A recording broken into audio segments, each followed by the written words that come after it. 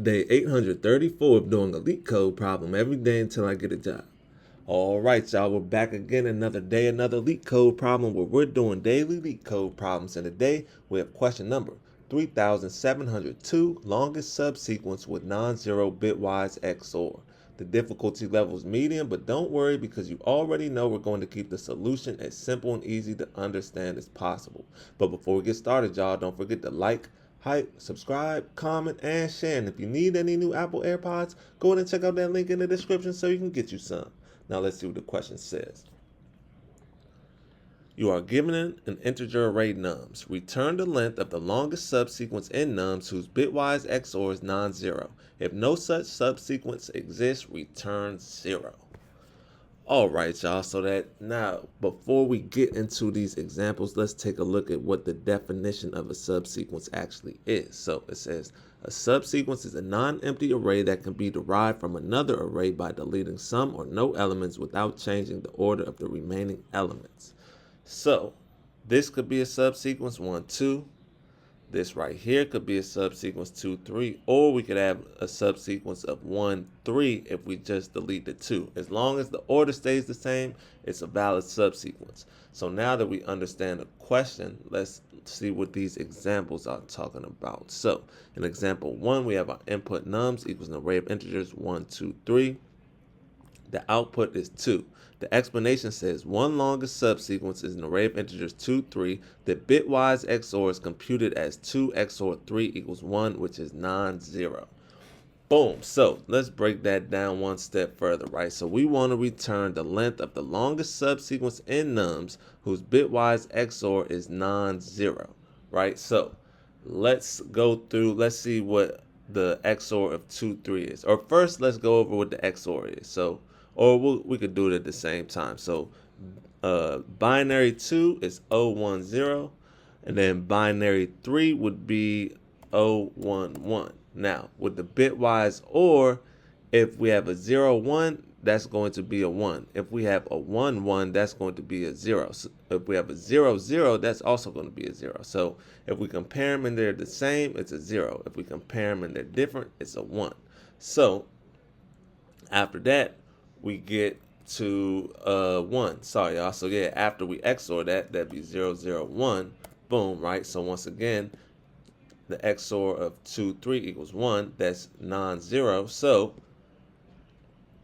the output is 2 because that's the longest. We want the longest subsequence. So let's say we did, this is 2, 3. Let's say we put a 1 right here, right? Excuse me. Let's say we did the whole subsequence, right? So 1 in binary would be 0, 0, 1. So first we would do this. We do 1. We could do it this way. That'd be 0, 1, 1. Boom. Then when we XOR this,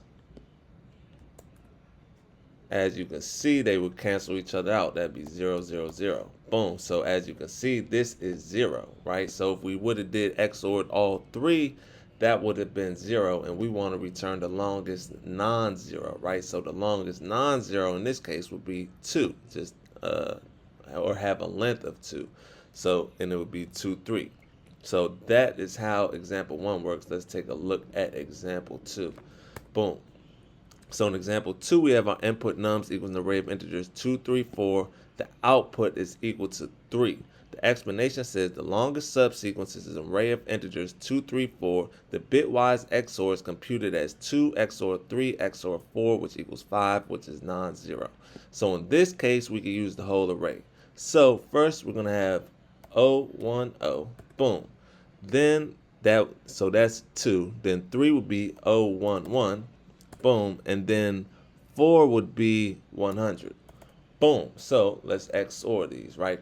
And remember, we want the longest. So if we can use all 3, that's what we're going to use. So first, 0, 0, that's going to be a 0.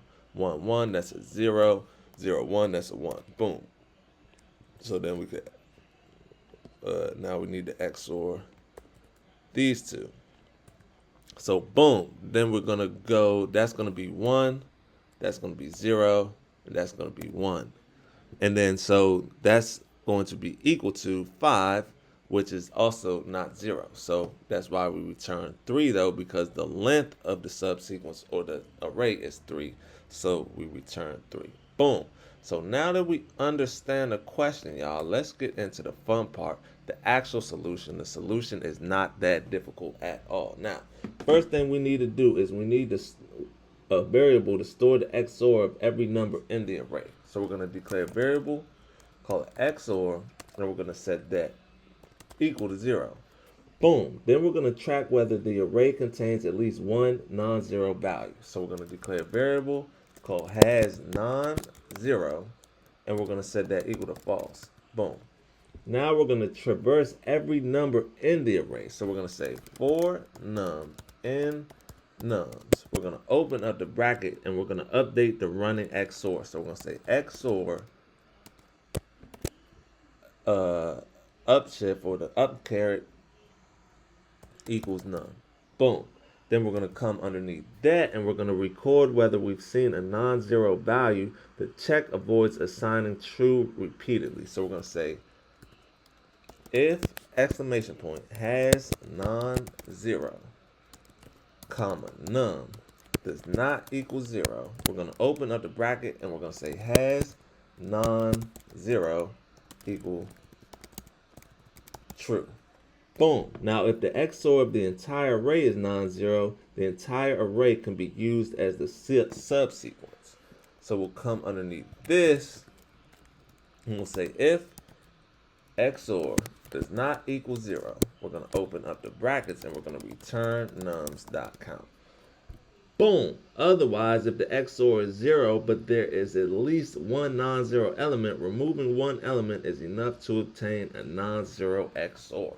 So we're going to come right here and we are going to say else if has non-zero, we're going to open up the brackets and we're going to return nums.count minus 1. Boom. And if every element is 0, every possible subsequence also has an XOR of 0, so no invalid subsequence exists. So we could just come right here and all we have to do is say return 0, y'all. Boom. That should be all she wrote. Let's give it a run. Make sure it runs properly before we submit it. It's accepted, so let's go ahead and submit it. Make sure it's still accepted after we submit it. And look at that, y'all. 4 milliseconds beats -% of users. That's what I'm talking about. That's what I like to see, y'all. So before we go, make sure you look at the code right here. Right here. And boom, y'all. I hope y'all learned something today, and I hope to see y'all here tomorrow for another day, another LeetCode problem. See y'all then.